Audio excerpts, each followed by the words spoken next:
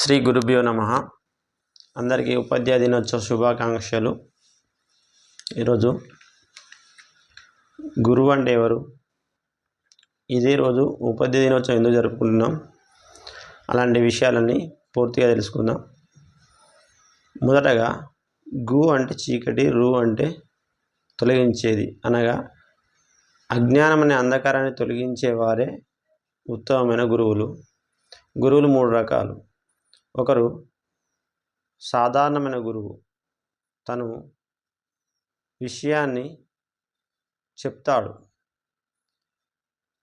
మంచి ఉపాధ్యాయుడు విషయాన్ని వివరిస్తాడు, కానీ ఉత్తమమైన ఉపాధ్యాయుడు విద్యార్థిలో ప్రేరణ కలిగిస్తాడు. అతనే ఉత్తమమైన ఉపాధ్యాయుడు. చిన్న కథ చెప్పుకుందాం. ఒక గురువుగారు తన విద్యార్థి తన దగ్గరికి వచ్చినప్పుడు ఆ విద్యార్థి ఆ గురువుగారిని ఒక ప్రశ్న అడగడం జరిగింది. గురువుగారు, నేను ఏదైనా సాధించాలంటే ఏం చేయాలి అన్నప్పుడు ఆ గురువుగారు వెంటనే రేపు ఉదయం మన ఊరి చివరిలో గల చెరువు గట్టు వద్దకు రమ్మని చెప్పడం జరిగింది. అప్పుడు ఈ విద్యార్థి మరుసటి రోజు ఆ చెరువు గట్టు వద్దకు ఉదయం వెళ్ళగానే అక్కడ గురువుగారు ఉన్నారు. అప్పుడు ఈ విద్యార్థి ఒక ప్రశ్న అడగడం జరిగింది. గురువుగారు, ఇక్కడికి రమ్మన్నారు కదా, ఇప్పుడు చెప్పండి, నేను ఉన్నతంగా ఏదైనా సాధించాలంటే ఏం చేయాలి అనగానే ఆ గురువుగారు ఆ విద్యార్థిని తీసుకొని చెరువు లోపలికి తన మెడ వరకు నీళ్లు వచ్చేంత లోతుకు తీసుకెళ్ళడం జరిగింది. తీసుకెళ్ళిన వెంటనే ఆ విద్యార్థి తలపైన చేయి పెట్టి ఆ గురువుగారు ఆ నీటిలో ఆ విద్యార్థిని అనగా శిష్యుని ముంచడం జరిగింది. అప్పుడు ఆ గురువుగారి కంటే రెట్టింపు బలంతో ఆ గురువుగారి చెయ్యిని తొలగించుకొని ఆ విద్యార్థి ఆ కొల నుండి అనగా నీటి నుండి బయటకు రావడం జరిగింది. తర్వాత ఆ విద్యార్థి ఆ గురువుతో ఈ విధంగా అన్నాడు, గురువుగారు, ఏంటి నన్ను చంపేస్తున్నారేంటి అని అనగా, నీకు బ్రతకాలనే బలమైన కోరిక ఉండడం వలన నాకంటే బలం తక్కువ ఉన్నప్పటికీ, నాకంటే నువ్వు బలహీనం అయినప్పటికీ, నువ్వు బ్రతకాలని నా సంకల్పం బలంగా ఉండడం వలన నా చేయిని తొలగించుకొని బయటకు రావడం జరిగింది. ఇదే విజయానికి సూత్రం. ఇది ఎవరి లోపల ఉంటుందో, ఎవరికైతే బర్నింగ్ డిజైర్ అనగా బలమైన కోరిక ఎవరికైతే ఉంటుందో వారు ఏదైనా సాధించగలుగుతారు. దేన్నైతే మనం అనే కోరిక మనకు బాగా ఉంటుందో దాన్ని మనం తప్పక సాధిస్తాం. ఇదే విజయానికి సూత్రం అని చెప్పి ఆ విద్యార్థి లోపల ప్రేరణ కలిగించాడు. ఇది నిజమైన ఉత్తమమైన ఉపాధ్యాయుని లక్షణం.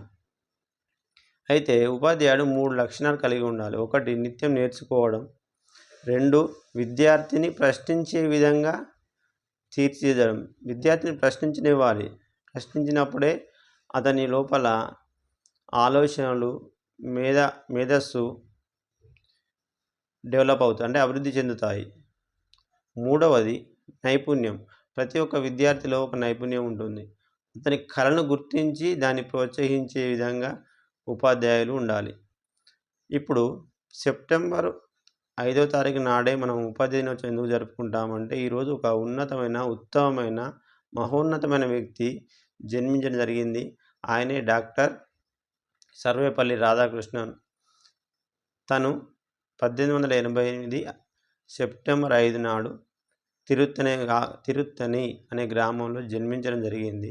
ఆయన చిన్నప్పటి నుండి విద్యపైన మక్కువతోటి బాగా చదివి మొదటగా ఉపాధ్యాయ వృత్తి చేపట్టి అంచెలంచెలుగా ఎదిగి మొదట ఉపరాష్ట్రపతి 1952 నుంచి 1962 వరకు 2 పర్యాయములు ఉపరాష్ట్రపతి పదవి చేపట్టి, తదనంతరం రాష్ట్రపతి పదవి, భారతదేశంలోనే తొలి పౌరుడు అయిన రాష్ట్రపతి పదవిని కూడా చేపట్టడం జరిగింది.